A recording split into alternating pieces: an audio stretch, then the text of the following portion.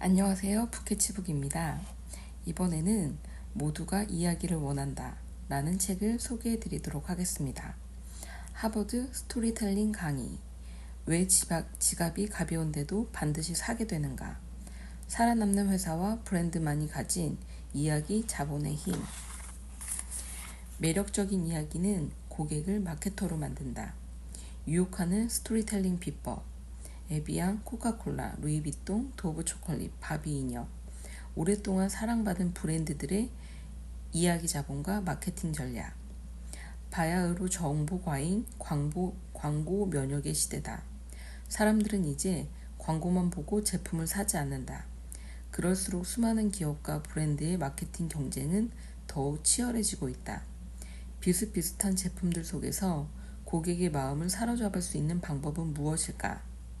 사람들에게 사랑받는 기업과 브랜드들에는 공통적으로 매력적인 이야기가 있다. 좋은 이야기가 만들어내는 가치는 실로 막강하다. 사람들은 매력적인 이야기를 가진 브랜드를 선호하고 기꺼이 그 브랜드의 제품을 구매하고 심지어 스스로 나서서 홍보해주기까지 한다. 저자는 이제 기술과 금전이 아닌 이야기가 성공의 미천이라고 말하며 이를 이야기 자본이라고 일컫는다. 책에서는 소비자들의 마음을 사로잡은 브랜드들의 스토리텔링 전략을 다양한 사례를 통해 살펴보고 개인과 기업이 이를 활용할 수 있는 구체적인 방안을 제시한다. 지은이 가오펑, 중국 루난 출신의 마케팅 전문가, 데이비드 오길비, 톰 호킨스, 잭 트라우트, 알리스, 조지 로이스 등의 광고 이론과 이념을 바탕으로 하여 기업 마케팅 관리 업무를 해왔으며 전 세계 500대 기업의 마케팅 자문을 해오고 있다. 또한 이를 통해 자신만의 독특한 광고 철학을 완성시켰다. 이 책은 그가 최근 몇 년 동안 유럽과 미국에서 유행하고 있는 스토리 마케팅을 연구 조사한 결과물로서 특히 하버드 MBA에서 인용된 여러 사례들을 비롯한 전 세계 기업의 브랜드 스토리를 소개하고 있다. 소비자에게 긍정적인 각인 효과를 제공하고 궁극적으로 수익을 극대화하는 이 시대의 새로운 자본인 브랜드 스토리에 대한 현명하고 시의적절한 조언들을 해주고 있다.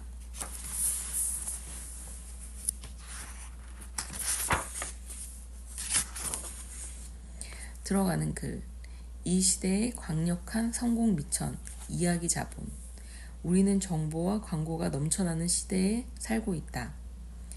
뛰어난 사람은 언젠가는 빛을 발한다고 말하는 것은 구시대적인 발상이며 대신에 지금은 자신의 강점을 열심히 드러내야 하는 일명 자기 PR의 시대라고들 말한다. 사람들뿐 아니라 물건들도 마찬가지다. 우리의 눈앞에는 너무나 멋진 수많은 제품들이 펼쳐져 있다. 그러다 보니 제품만으로 소비자의 시선을 끌기는 정말로 어려운 일이 되었다. 그렇다면 사람들의 눈을 사로잡고 사람들에게 사랑받는 제품과 브랜드, 그리고 기업들이 가진 능력은 어디에 있는 걸까? 그것은 바로 이야기에 있다. 이 이야기가 바로 소비자들의 마음과 지갑을 여는 원동력이 되고 있다. 이 책에서는 멋진 브랜드 스토리가 가져다주는 가치가 금전으로는 형용할 수 없을 만큼 거대하다는 사실을 알려주고자 한다. 전 세계에는 엄청나게 많은 기업과 브랜드가 있다. 하루에도 몇백 개, 아니 몇천 개씩 생겨나고 망한다. 그러면서 기업들의 경쟁은 점점 치열해지고 있다. 그러다 보니 사업하기 힘들다. 사람들 구미에 맞는 것을 딱 맞추기가 힘들다. 라는 탄식이 여기저기서 터져나오고 있다. 그렇지만 분명한 것은 그런 가운데에도 우리의 마음을 공략하는 데 성공한 브랜드들이 존재한다는 사실이다. 사람들은 선호하는 브랜드가 있으며 기꺼이 그 브랜드의 제품을 구매하고자 하고 심지어 써보고는 적극적으로 홍보까지 해주기도 한다.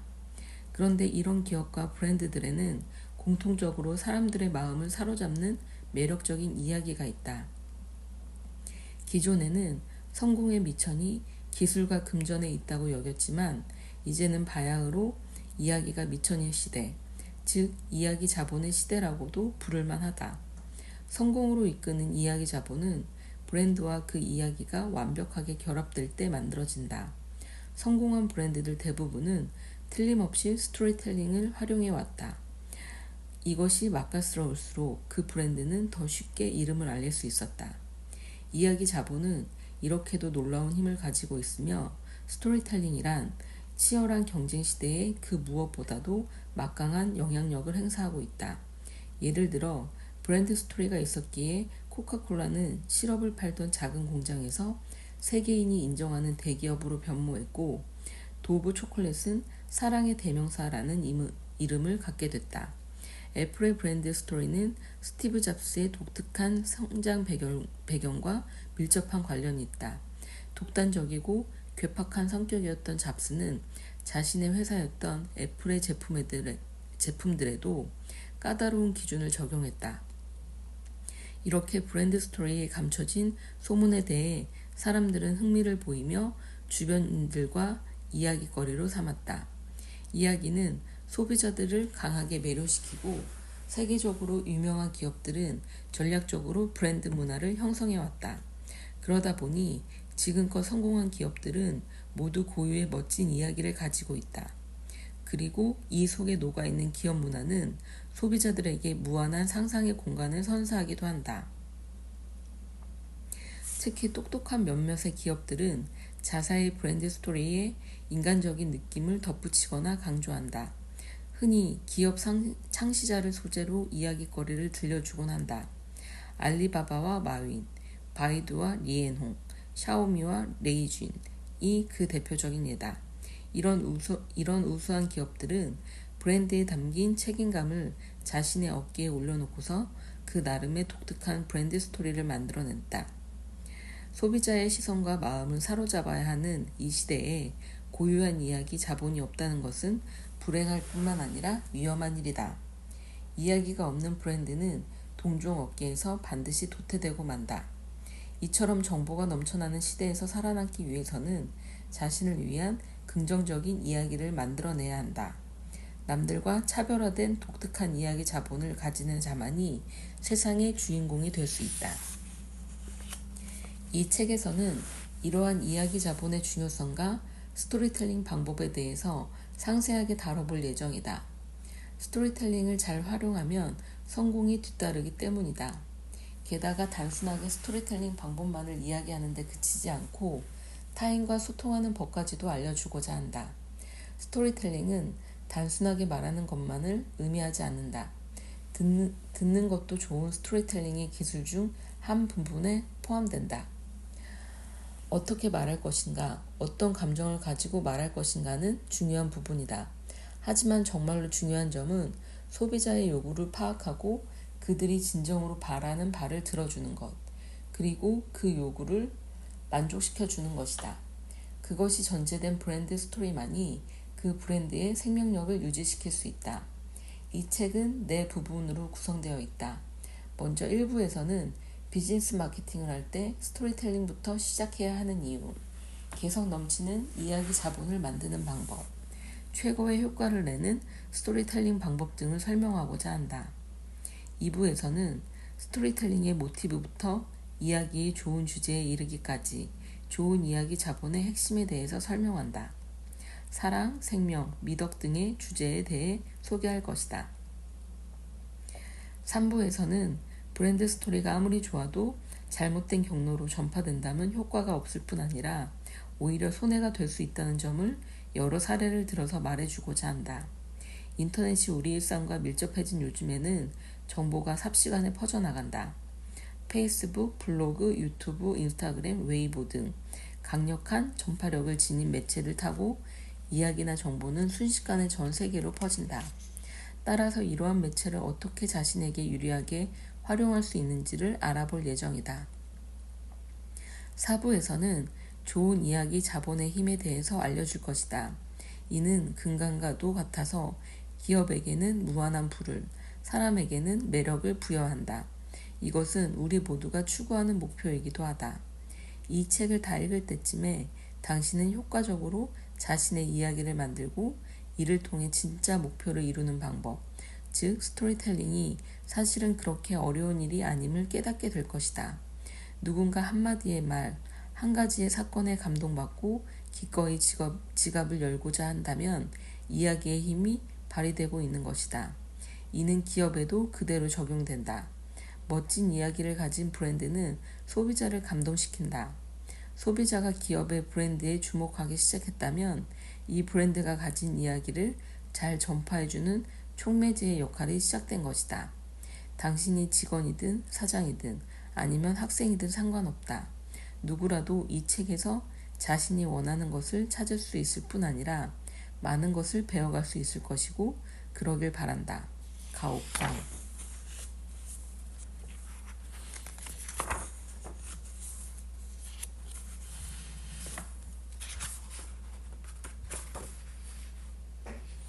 왜 이야기 자본인가? 현실에서 우리가 가장 많이 받는 질문 중 하나는 당신은 누구입니까? 가 아닐까? 하지만 당신은 정말 타인에게 당신을 기억하게 할 수 있는가? 당신은 그 질문을 한 사람들이 누군지 기억할 수 있겠는가? 타인에게 기억되는 사람이 되기 위해서 가장 좋은 방법이 있다. 바로 자기만의 이야기를 가지는 것이다. 새로운 경쟁력, 이야기에 있다. 좋은 이야기는 듣는 이에게 감동을 주면서 마음 깊은 곳에 와 닿는 힘이 있다. 그렇기에 좋은 이야기는 사람들을 자연스럽게 매료시킨다. 수많은 브랜드가 존재하는 이 시대에 어떤 브랜드가 사람들에게 인정받고 친숙해지기 위해서 뛰어난 품질을 갖춰야 하는 것은 기본이 되었다. 우리에게 좋게 인식된 몇몇 브랜드는 감동적인 이야기를 통해서 자신의 이미지를 전달함으로써 보다 더 쉽게 사람들의 마음을 움직이고 있다. 좋은 이야기는 주목하게 만든다. 사람들은 자연스럽게 타인의 이야기에 귀를 기울인다. 좋은 이야기라면 더욱 그렇다. 좋은 브랜드라고 일컬어지는 것들의 경우를 살펴보자. 아마도 당신이 인식하지 못하는 사이 제품에 담긴 이야기는 모든 장애물을 뛰어넘어 당신의 공감을 이끌어내고 있을 것이다. 이처럼 사람들의 인정을 받아야 제품은 비로소 긴 생명력을 갖게 된다. 지금 바로 눈을 감고 가만히 한번 생각해보자.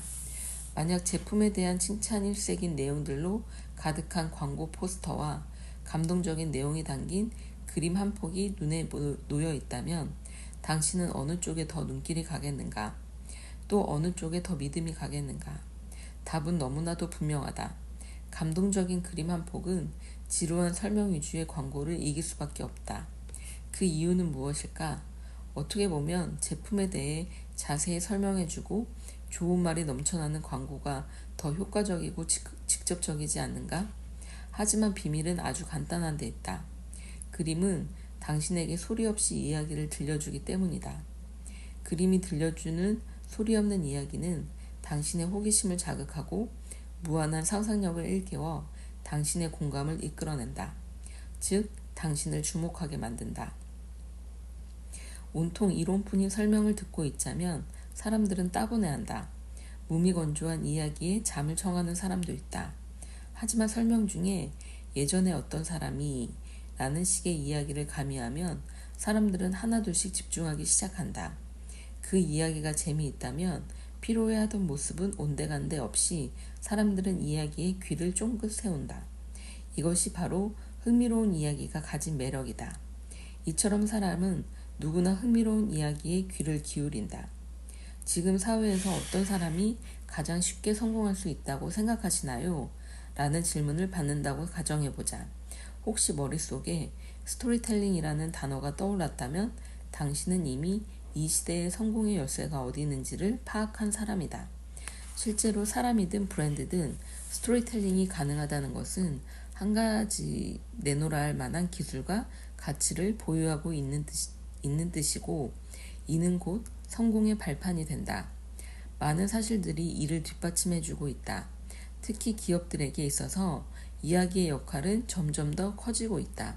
제품에 적당한 스토리를 가미하는 것, 이는 곧 브랜드의 날개를 달아주는 것과 같은 효과를 가져다 주기 때문이다. 하나의 브랜드가 탄생하고 유명해지기까지는 수많은 경쟁을 치러야만 한다. 마케팅 전략은 물론이고 대대적인 광고와 홍보도 필요하다. 우리는 정보가 넘쳐나는 시대에 살고 있다. 다양한 경로를 통해 정보 획득이 훨씬 쉬워지면서 사람들은 과한 정보에 대해 일종의 면역력이 생기기 시작했다. 상황이 이렇다 보니 참신한 브랜드라는 이미지를 심어주기란 여간 어려운 것이 아니다. 이에 대한 해답은 바로 이야기 자본에 있다. 즉 브랜드에 얼마나 멋진 이야기를 입히느냐에 그 브랜드의 성패가 달려있다. 브랜드뿐만 개인의 가치에도 마찬가지다. 가령 모임에서 당신이 주목을 받고 싶다면, 당신이 그날의 주인공이 되고 싶다면 그 자리에 맞는 멋진 이야기를 준비하는 것이 좋다. 스토리텔링은 타인과 빠르게 소통할 수 있는 기술이고 정보가 만연하고 자기 PR이 활성화된 요즘과 같은 시대에 성공을 꿈꾸는 사람이라면 반드시 갖춰야 할 덕목이기도 하다. 당신은 어떤 즐겁거나 감동적인 일화를 들어서 말하기 시작한다면 더 많은 청중이 당신의 이야기에 귀를 기울일 것이고 그 이야기가 훌륭했다면 아낌없는 박수와 호감을 보낼 것이다.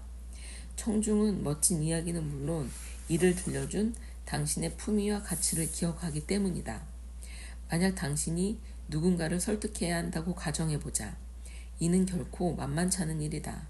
만약 편견을 가지고 있거나 혹은 극단적인 가치관을 가진 사람이라면 더 그렇다. 부적절한 말 한마디, 의도치 않은 표정 하나에 그들은 반감을 표한다. 그래서 이렇게 아집이 강한 사람을 일반적인 사고방식으로 설득하고자 한다면 결코 쉽지 않을 것이다. 하지만 만약 스토리텔링의 형식으로 그들을 설득한다면 어떨까? 그들을 설득하는 일은 훨씬 수월해진다. 이야기 속에 당신이 상대방에게 전달하고자 하는 정보를 편집해서 넣고 거기에 당신의 상상력을 더해보자. 물론 이야기는 재미만 있어야 하는 것이 아니라 분명하고 명확한 관점과 메시지를 담고 있는 것이어야 한다. 그래야 듣는 이의 호기심을 불러일으키고 그들을 이야기 속으로 그리고 궁극적으로 당신이 설득하고 싶은 지점으로 끌어들일 수 있다.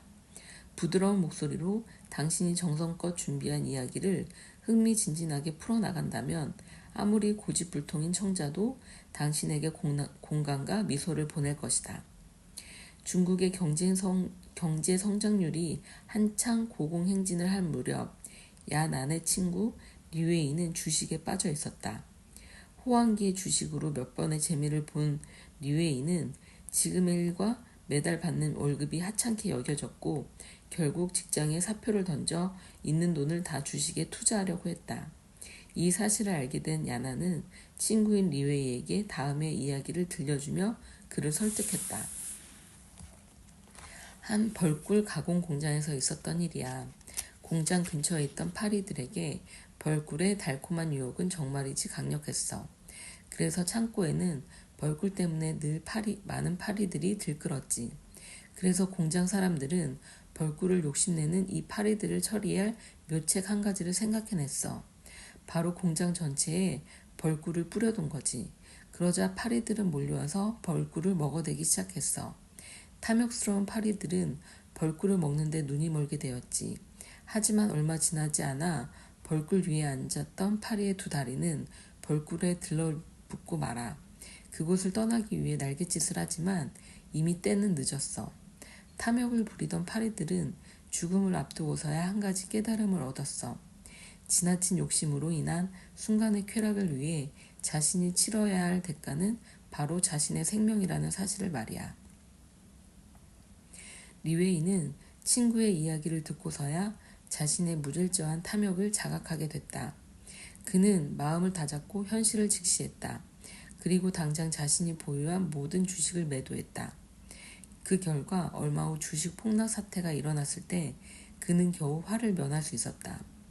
리웨이는 주식 손실로 가정까지 파탄된 많은 사람들을 보면서 제때 자신을 붙잡아준 야난의 충고에 감사했다. 스토리텔링의 힘에 대해 잘 알고 있는 기업가는 자신의 소중한 경험을 이야기에 녹여낸다. 그들은 자신이 겪었던 좌절을 이야기 형식으로 타인에게 전달하고 또 자신만의 해결 방법도 제시한다. 당신의 이런 이야기를 듣게 된다면 자신도 모르게 그 기업가의 매력에 마음이 움직이고 인생 승리를 일군 그에게 감동할 것이다. 이때 그 기업가가 들려준 이야기는 마음 깊은 곳에 도달하고 당신은 그가 자신만의 이야기가 있는, 즉 활력과 영감이 넘치는 존경할 만한 기업가라고 생각할 것이다. 다음은 어느 기업의 대표가 강연에서 들려준 그의 인생 스토리다. 제가 어릴 적 일이었습니다. 저는 장난감 가게에 전시된 예쁜 장난감이 너무나 갖고 싶었습니다. 제가 장난감을 사달라고 할 때마다 어머니는 늘 이렇게 말씀하셨습니다. 내가 돈이 생긴다면 저 장난감을 살 수 있어. 제 수중에는 돈이 없었던 터라 전 아버지에게 사달라고 했습니다. 하지만 아버지는 아이들에게 함부로 장난감을 사주지 않겠다고 한 어머니와의 약속 때문에 제게 장난감을 사주지 않으셨습니다. 어쩔 수 없이 저는 어떻게 하면 장난감 살 돈을 벌 수 있을지 골똘히 생각해 보았습니다. 한참을 생각한 후에야 저는 한 가지 아이디어가 떠올랐습니다. 바로 레몬 주스를 파는 것이었습니다. 저는 저금통을 열어 그 안에 모인 23.5위안을 꺼냈습니다. 오랫동안 용돈을 차곡차곡 모은 것이었습니다. 이 돈으로 레몬과 설탕을 샀고 입소문 광고도 했습니다. 동네 꼬마 아이들에게 레몬 주스를 팔 거라고 알려줬죠. 그러면 꼬마 아이들과 이웃들이 흔쾌히 호응해 줄 것이라고 생각했습니다. 레몬 주스를 사려는 사람이 너무 많아서 어쩌면 다들 줄을 서서 기다려야 할지도 모른다면서 말이죠. 얼마 후 집 앞 골목을 지나가며 제가 레몬 주스를 팔고 있는 모습을 본 어른이 제게 큰 소리로 응원을 보내주었습니다. 어린 나이에 장사하는 법을 알다니 멋지구나. 하지만 그는 레몬 주스를 사지는 않았습니다. 그렇게 12명이 그냥 지나갔습니다. 레몬 주스를 사는 사람은 없었지만 분명 사는 사람이 있을 거야 라고 생각하며 제 자신을 다독였습니다. 제 단짝 친구가 찾아와 저를 응원해주며 레몬 주스 한 잔을 사주었습니다. 제게는 큰 힘이 되었죠. 하루는 금세 지나갔습니다. 하루 동안 겨우 2잔을 팔았습니다. 그것도 제 친구들이 저를 안쓰럽게 생각하여 사준 것이었죠. 집으로 들어가니 부모님이 2잔을 더 사주셨습니다. 어머니는 레몬 주스를 마시며 오늘 장사가 어땠는지 물으셨습니다. 저는 아직 장난감 살 돈을 벌지 못했다고 답했습니다. 어머니가 말씀하셨습니다. 그럼 너는 돈을 벌기는커녕 손해를 본 것이구나. 저는 반박했습니다. 하지만 저는 장사가 좋아요. 재미가 있다고요. 저는 앞으로 장사를 할 거예요. 회사를 차리고 사장이 될 거예요. 그때 저는 제가 왜 실패를 했는지 몰랐고 장난감 살 돈을 벌지도 못했지만 낙담하지 않았습니다. 오히려 그 속에서 저는 창업과 장사의 즐거움을 맛보았습니다. 그때로부터 30년이 흘렀습니다. 그동안 저는 많은 사업에서 성공을 거두며 제 이름의 계열사도 가졌습니다. 하지만 지금도 레몬 주스를 팔던 그때 장난감 살 돈을 벌기 위해서 장사를 시작하면서 긴장되고 두근거리던 마음을 고스란히 기억하고 있습니다. 이 이야기는 듣는 사람을 순식간에 매료시켰다. 직접 경험한 이야기를 통해서 우리는 한 어린아이의 꿈을 상상할 수 있고 사실적으로 아이의 마음을 들여다보며 그의 창업 성장기를 이해할 수 있다. 그리고 장사를 하면서 겪은 좌절과 실패에도 용기를 잃지 않고 오히려 그 속에서 자신의 흥미와 창업의 가치를 깨달은 그에게 감동한다. 현실 생활에서 우리는 이처럼 호소력과 설득력이 있는 이야기를 많이 듣는다. 이런 이야기들은 조금씩 우리의 신념에 영향을 주며 우리가 좀 더 다채롭고 멋지고 가치 있는 인생을 살아가도록 길을 안내한다. 경험이 많을수록 식견은 넓어지고 이런 이야기를 자신의 삶에 반영하게 된다. 그래서 자기 자신의 스토리텔링이 가능한 주목받는 인물로 성장하게 만든다. 요컨대 좋은 마케팅은 바로 이야기에서 시작된다. 짧고 굵은 말 한마디의 힘. 그렇다면 좋은 이야기란 어떤 것일까? 많은 이들이 공감할 수 있어야 하고 사람을 끌어당기는 매력이 있으며 듣는 이에게 상상의 여지를 남겨주는 이야기가 바로 좋은 이야기다. 사람의 사고방식은 저마다 다르다. 그렇기에 같은 이야기에도 각기 다른 견해를 가지기 마련이다. 햄릿이라는 영화를 보고 주인공 햄릿을 바라보는 시각이 제각각인 것처럼 말이다.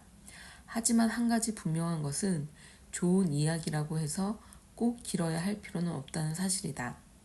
미국의 유명 공상과학 소설가 프레드릭 브라운이 집필한 소설의 시작은 지구상에서 홀로 남겨져 방 안에 웅크리고 있었다. 그런데 이때 갑자기 누군가 문을 두드렸다. 라는 짧은 글귀로 시작된다. 이 두 문장으로 전 세계인으로 하여금 손에 땀을 쥐게 하며 상상의 나래를 펼치게 했고 이야기 속으로 끌어들일 수 있었다. 역사를 돌이켜보면 우리는 한 가지 사실을 발견할 수 있다. 어느 나라건 성공한 사람은 꽤 근사한 이야기 자본을 가지고 있다는 점이다. 몇 글자 되지 않는 짤막한 이야기가 그들을 성공의 길로 이끈 것이다. 이때 이야기를 구구절절 늘어놓을 필요는 없다. 성공한 이들은 이야기를 어떻게 풀어나가야 하는지, 말 한마디의 힘이 얼마나 강력한지 잘 알고 있다.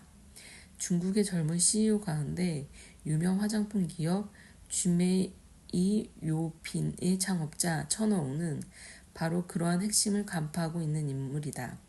그의 이야기를 한번 들어보자. 오늘 저는 제 또래 세대의 이야기를 해보려고 합니다. 우리 세대 가운데 평범한 대부분은 단칸방에서 신혼살림을 차리고 결혼식도 신혼여행도 꿈꿀 수 없었습니다. 하지만 걱정할 필요는 없었지요. 앞으로 노력해 나가면 되니까요. 1980년대생인 우리의 인생은 여전히 현재 진행형입니다. 아무리 힘들어도 자신만의 색깔로 살아야 하고 가장 아름다운 자신을 만들어야 합니다. 관중 앞에 선 천어우는 차분한 목소리로 자신의 이야기를 풀어나갔고 모든 관객은 그에게 매료됐다. 그는 꾸밈 없는 말투로 이야기를 담백하게 전개했다. 그리고 자사 제품이나 브랜드에 관해 장황하게 홍보하지도 않았다. 다만 간단한 말 몇 마디로 지금을 살아가고 있는 자기 또래 젊은이들의 고충을 고스란히 담아냈다. 짧은 말 몇 마디였지만 사람들의 공감을 이끌어내기에는 충분했다. 아울러 그의 이야기 속에는 젊은이들의 잠재력, 그리고 그들이 추구하는 이상이 무엇인지도 담겨 있었다. 이런 진실성 있는 이야기의 매력을 거부할 수 있는 사람이 몇이나 되겠는가. 이런 이야기라면 그 누구라도 마음에 새기고 싶어 할 것이다. 사실 천어우 대표는 16살 전까지는 다른 또래들과 별반 다르지 않았다. 그러다 싱가포르에서 유학을 하면서부터 사업가의 길로 들어서게 되었다. 그는 싱가포르 난양기술대학 재학 시절 온라인 게임 플랫폼을 오픈해 큰 성공을 거두었다. 그리고 26살이 되던 해에 스탠퍼드 대학에서 MBA 학위를 취득하자마자 화장품 사이트인 쥐메이요핀을 오픈했다. 쥐메이요핀은 불과 1년 만에 가입 고객이 300만 명을 넘어섰고 매출액도 4억 위안을 돌파했다. 이로써 천어우는 1980년대생을 대변하는 기업가로 성장했다. 그렇다면 천어우는 어떻게 이러한 사업을 성공을 일굴 수 있었을까? 천어우의 전공은 컴퓨터였고 그는 처음에 게임으로 돈을 벌었다. 대학 시절 종종 게임 경기에 참여하던 그는 실로 놀라운 게임 실력의 소유자였다. 싱가포르에서 개최된 워크래프트 경기에서 천어우는 자신의 최고 성적인 3위를 차지하기도 했다.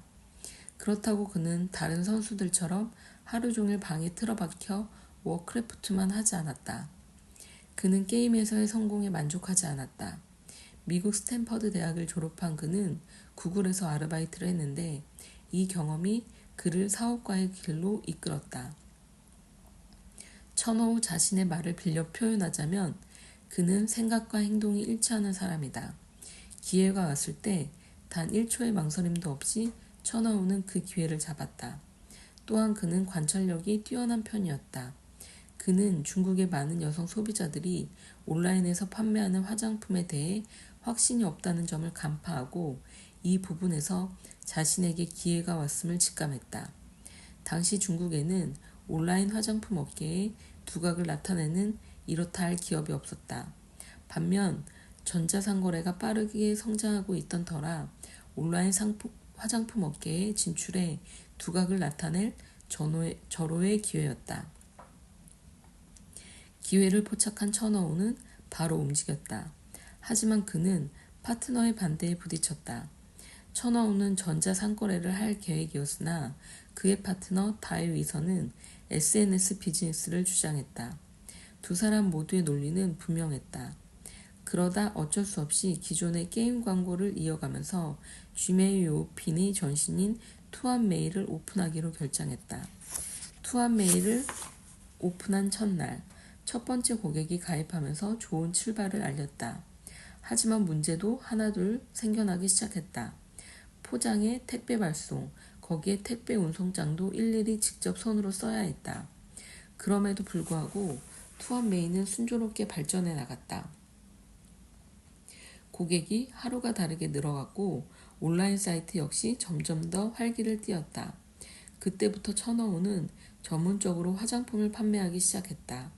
2010년 9월 투안메이가 GA 요핀으로 이름을 바뀌었다. 회사는 쥐메이의 하나씩 아름다운 이야기를 입혀나갔다. 여기에는 아름다움을 한데 모아 당신에게 선사합니다. 라는 이야기가 담겨있다. 쥐메이 요핀은 작지만 섬세하고 평가가 좋은 제품만을 판매한다고 자사를 광고한다. 제품 가격이 다른 사이트보다 다소 비싼 편인데도 가입 고객은 꾸준히 늘어갔다.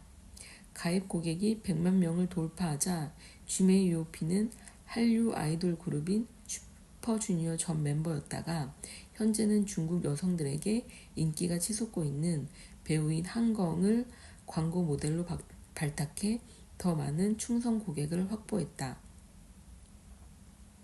사업을 하다 보면 동종 업계 경쟁자가 등장하는 것은 피할 수 없는 일이다. 하지만 천어우는 여타의 기업들과는 달리 악의적인 경쟁을 벌이지 않았다. 그는 제품의 품질과 서비스만이 소비자의 마음을 움직일 수 있다고 생각했고 이는 적중했다. 쥐메이 요피는 2011년 6월 쥐메이몰을 오픈하면서 브랜드 업체와 직접적인 협력을 추진했다. 이로써 고객에게 더 다양한 제품, 더 많은 혜택을 제공할 수 있었다. 향후 쥐메이 요피는 더욱 다양한 여성 관련 제품을 선보일 예정이다. 쥐메이 요피는 오늘도 자신만의 이야기를 이어나가고 있다. 쥐메이 요피는 2012년 후난 위성TV에서 황금 시간대를 이용해 2분가량의 광고를 내보냈는데 당시 반응이 가히 폭발적이었다. 이것만 보더라도 천어우는 분명 스토리텔링을 할 줄 알고 그 이야기를 어떤 타이밍에 어떤 장소에서 보여야 할지도 정확하게 간파하고 있다고 보인다. 이 광고는 화장품의 구매 욕구가 폭발하는 11월 11일 빼빼로데이 전날에 방송됐다. 절묘한 타이밍에 전파를 탄 광고는 실제 구매로 이어졌다. 쥐메이 요피는 독특한 방법으로 자신들의 이야기를 전달한다.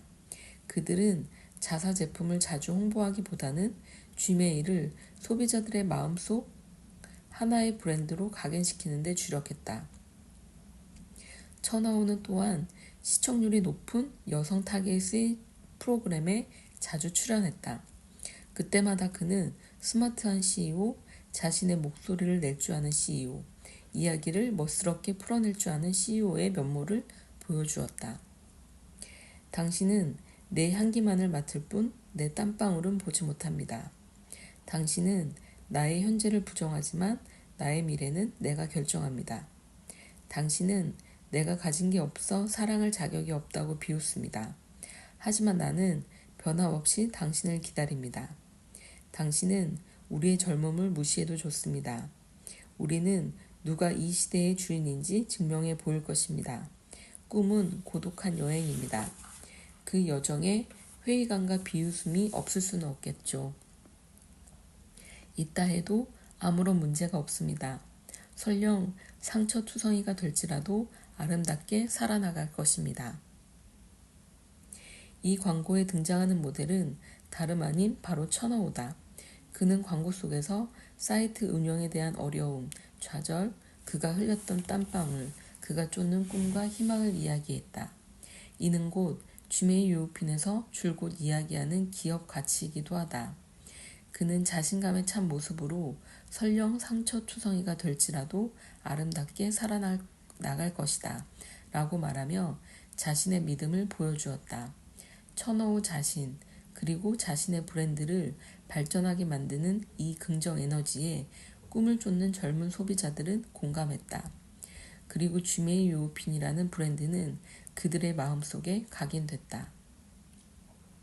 이를 말하는데 길고 장황한 얘기는 필요 없었다. 이라크인 10,000명과 자전거 수리공 1명. 미국 조지 W. 부시 전 대통령이 말했다. 우리는 10,000명의 이라크인과 1명의 자전거 수리공을 처단할 예정입니다. CNN 기자가 이해할 수 없다는 듯 물었다. 자전거 수리공이요? 왜 자전거 수리공을 처단하려고 하시죠? 부시는 아무 말 없이 몸을 돌려 옆에 있던 콜린 파웰 전 장관의 어깨를 두드렸다. 그리고 말했다. 내 말이 맞지 않은가? 이제는 내 말을 믿겠지? 아무도 10,000,000명의 이라크인에게는 신경 쓰지 않는다고. 위의 이야기는 유머러스한 시사유라다. 그러나 이 이야기 속에서 한 가지 이치를 깨달을 수 있다. 사람들은 늘 특이한 일에 더 관심을 가지기 마련이라는 사실이다. 이처럼 사람들의 관심을 받지 못하는 제품은 아무리 좋은 제품이라도 진열품에 지나지 않는다. 이야기 역시 다르지 않다. 당신이 전하고자 하는 정보를 체계적으로 이야기에 담아 청중의 관심을 이끌어내야 한다. 그래야 당신이 원하는 목적을 달성할 수 있다. 이야기에 담긴 정보는 간단하면서도 호소력을 가지고 있기 때문에 소비자들이 더욱 쉽게 받아들인다. 만약 당신의 이야기가 신선하고 독특하며 유일무이한 것이라면 마치 마법이라도 부린 듯 소비자들은 그 이야기와 당신에게 매료될 것이다. 스토리텔링이 적합하게 이루어지기만 한다면 무명이던 제품도 여느 유명 제품처럼 시장에서 굳건히 자리매김할 수 있게 될 것이다. 유자는 시장이나 마트에서 흔히 볼 수 있는 일반적인 과일이다. 하지만 이런 평범한 과일의 이야기를 입히면 전혀 뜻밖의 반응이 나온다. 유자를 파는 노점이 많은데 유독 한 집에 사람들의 시선이 머물고 유자를 사겠다는 이들이 북적인다. 모두 다 같은 유자인데 왜 유독 이 집에만 사람이 몰릴까? 그 비결은 이랬다. 이 집에서 파는 유자에는 다른 집의 것과는 달리 그 위에 그림이 그려져 있었다. 어떤 유자에는 긴 생머리를 흩날리는 아름다운 여인이, 어떤 유자에는 천진난만하게 대나무를 먹는 판다곰이, 또 어떤 유자에는 마치 살아 움직이는 듯한 인어공주가 그려져 있었다. 이처럼 색다른 유자였기에 소비자들의 시선을 사로잡을 수 있었다. 소비자들은 유자 위에 그려진 그림에 관심을 보이며 입을 모아 칭찬했다.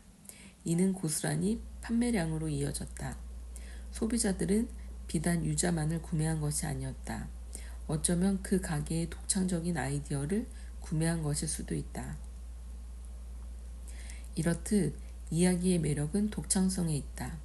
독창적인 이야기가 있을 때 사람들은 당신이 전달하고자 하는 정보를 더 쉽게 받아들인다.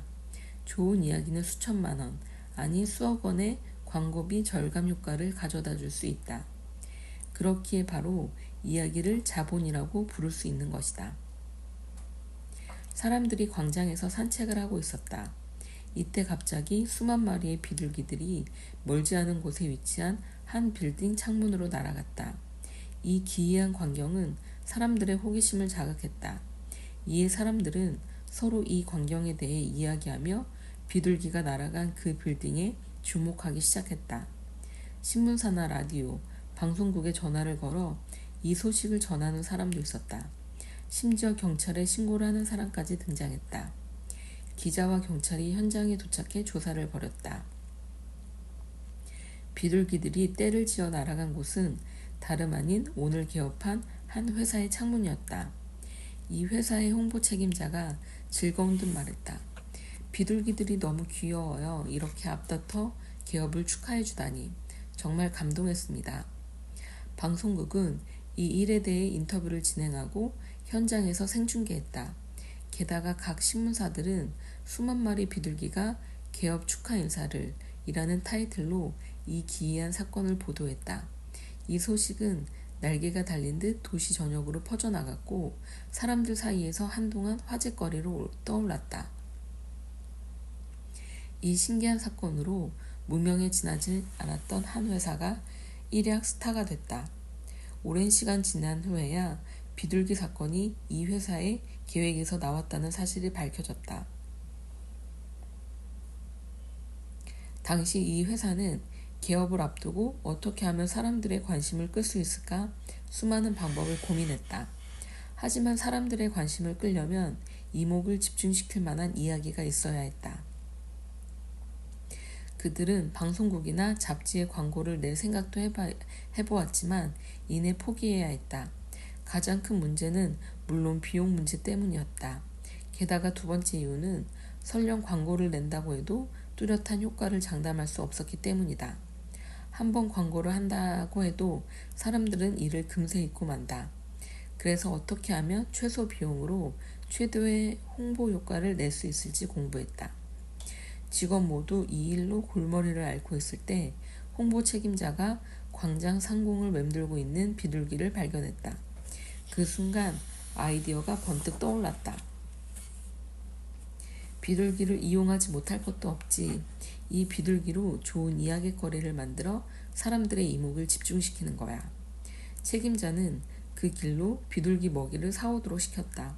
그리고 매일 같은 시각에 창문 밖으로 먹이를 던졌다. 배고픔에 굶주린 비둘기들은 하늘에서 떨어지는 먹이를 보고 하나둘 날아들기 시작했다. 그렇게 며칠이 지속되자 비둘기들은 그런 상황에 익숙해졌다. 매일 그 시각이 되면 먹이를 찾아 빌딩을 향해 날아왔다. 개업날 책임자는 먹이를 뿌리던 창문을 봉쇄하라는 지시를 내렸다. 먹이가 나올 시간인데도 먹이가 보이지 않자 비둘기들이 동시에 창문으로 날아들었고 그렇게 믿기 힘든 장관이 펼쳐진 것이다. 이 비둘기 이야기는 사람들에게 무한한 상상력을 제공해 주었다. 이는 사람들의 관심을 끌기 위해 적극적으로 구상해낸 좋은 스토리텔링의 예에 속한다. 이 회사는 비둘기 먹이값 정도를 투자해 신비스러운 이야기를 만들어낸 덕에 성공적으로 개업 소식을 알릴 수 있었다.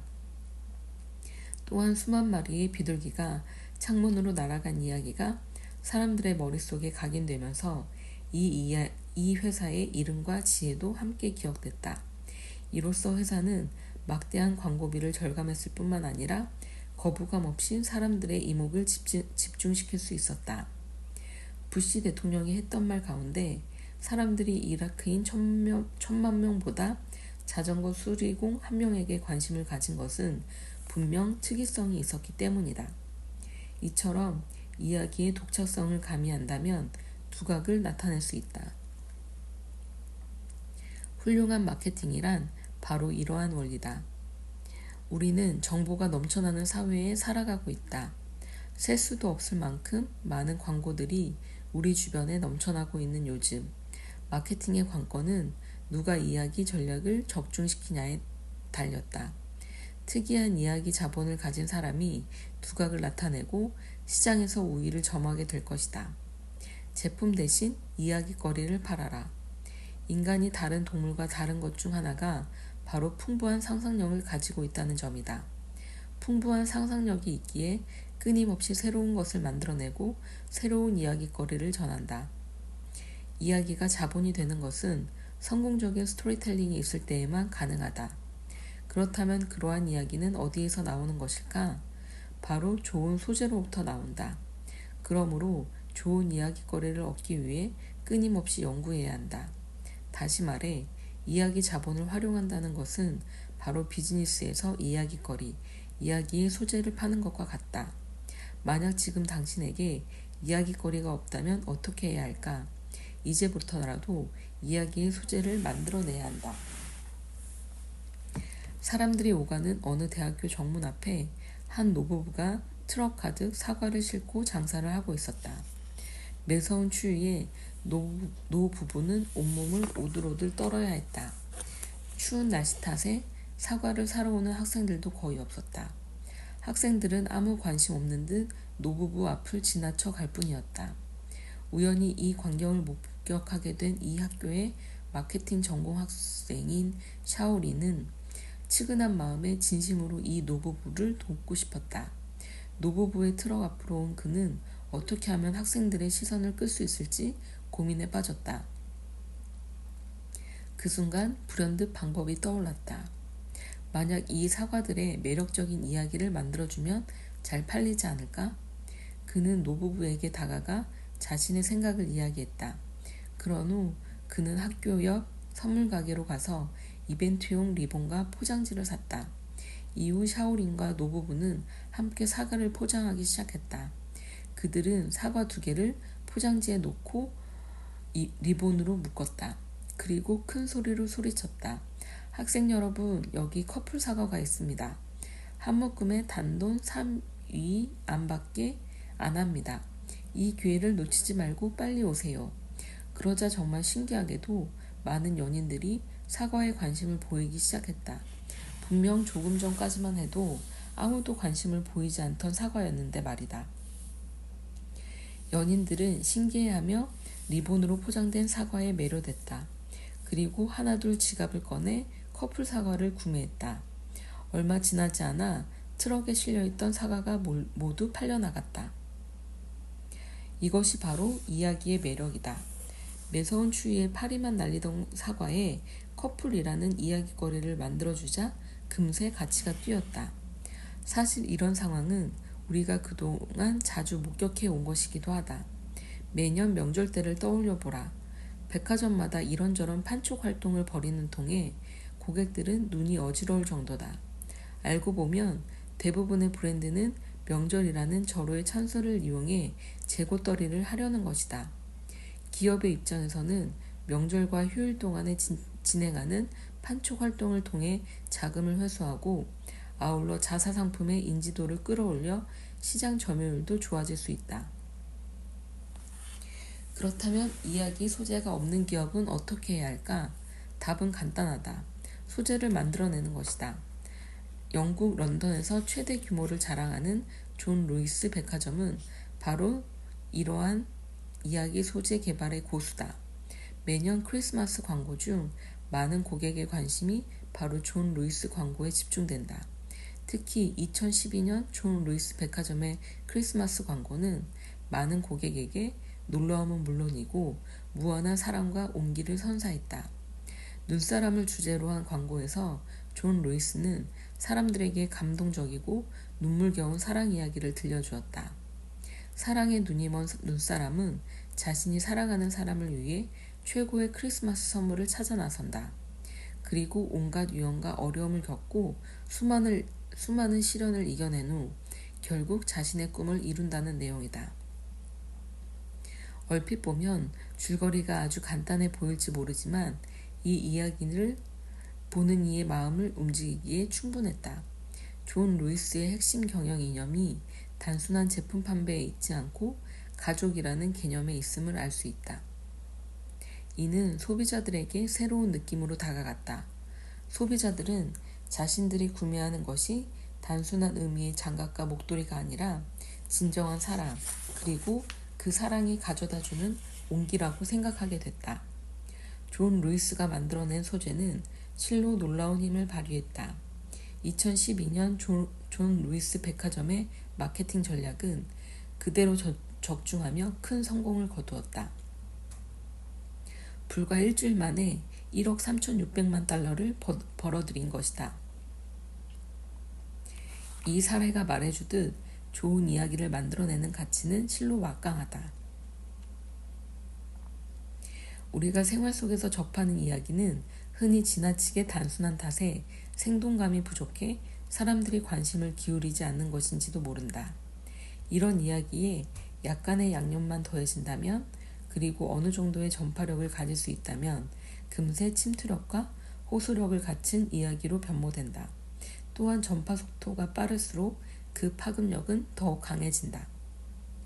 수익이 별 볼 일 없는 탓에 간신히 버티던 한 기업이 있었다. 이런 기업이 큰 성공을 거두기란 그리 쉬운 일이 아니다.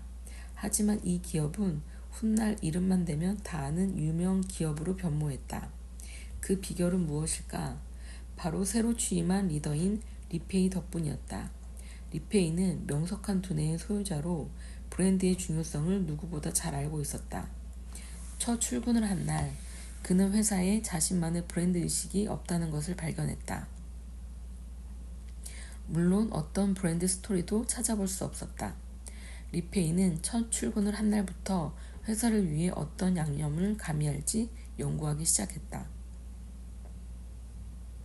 먼저 직원들에게 극약 처방을 내렸다. 특기가 있는 직원에게 일을 뽐낼 수 있는 기회를 주는 것이었다. 회사는 전에 없던 특별한 장기 자랑을 개최하기도 했다. 조건에 부합하는 직원은 부서 이동도 가능해졌다. 그러자 직원들이 호기심을 보이기 시작했다. 몸이 건조하게 지내던 하루하루에 어느덧 생기가 돌았다. 자신의 바람을 실현하고 능력을 발휘할 수 있는 날이 올 수도 있다는 기대를 가지게 됐기 때문이다. 직원들이 업무에 적극적인 모습을 보이는 것을 보고 리페이는 특별한 장기가 있는 사람들의 기업이라는 브랜드 스토리를 만들기에 착수했다. 이렇게 무명이었던 한 기업이 이야기를 통해 유명해지기 시작했다. 이 유명세에 비례하여 기업의 몸값은 천정부지로 치솟았다. 이 기업의 제품은 고가에 팔려나갔으며 부진을 면치 못하던 제품도 날개 돋친 듯 팔려나갔다. 분명 같은 기업이었지만 리더가 바뀌면서, 그리고 첨가되는 양념이 바뀌면서 기업의 수익도 가치도 달라졌다.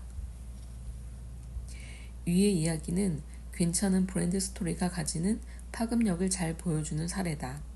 자신만의 이야기가 없는 기업은 크게 성공하기 어렵다. 아주 작은 이야기라도 좋다.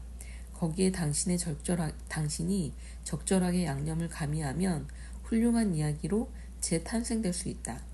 그럼 작은 이야기는 더 이상 단순하고 작은 이야기가 아닌 영향력 있는 자본으로 변모한다. 좋은 이야기가 소비자의 이목을 끄는 이유는 그 이야기가 사람들의 감각적인 부분의 수요를 만족시켜주기 때문이다. 우한 야생동물원은 관람객이 많지 않은 그저 그런 동물원이었다. 동물원에서는 사람들의 시선을 끌기 위한 방법이 없을까 고민하기 시작했다. 자신들만의 특별함이 없다고 생각했기에 그 방법을 찾는 것은 매우 어려웠다. 실제로 동물원에는 자신만의 이야기라고는 없던 터였다. 동물원에서는 이후 이곳만의 이야기를 만들어 보기로 결심했다. 그러고 나서 투자를 아끼지 않았다. 실제로 이 동물원에서는 망치로 벤츠 승용차를 부수는 일까지 서슴지 않았다. 그러자 사람들이 순식간에 강한 호기심을 보였다. 그 비싸디 비싼 벤츠 승용차를 망치로 부수다니, 흔한 승용차도 아니고 누구나 한 번쯤 타보고 싶어하는 고급 승용차가 아닌가. 승용차의 대부라고까지 불리는 벤츠를 망치로 부수다니 정녕 사실이란 말인가? 사람들 사이에서 이 벤츠 망치 사건은 널리 회자되었다. 그리고 나서 벤츠 사건에 세간의 이목이 집중될 것은 물론이요, 우한 야생동물원까지도 사람들의 뇌리에 각인되었다. 그런 후 우한 야생동물원은 찾는 관람객의 발길이 끊이지 않고 있다. 이렇게 창출된 관광 수입을 어찌 감히 벤츠 한 대 값에 비교할 수 있겠는가. 소재가 없는 이야기는 맛없는 음식과 같다. 따라서 당신의 이야기에 약간의 양념을 가미하고 맛이 있는 소재를 만들어내야 한다. 사람들은 소재가 있는 이야기에 귀를 기울이기 마련이다. 자신을 홍보하고 최대한 관중의 시선을 끌어야 한다. 기업이 가진 이야기의 전파 경로를 변경하는 것도 분명 좋은 방법이라고 할 수 있다.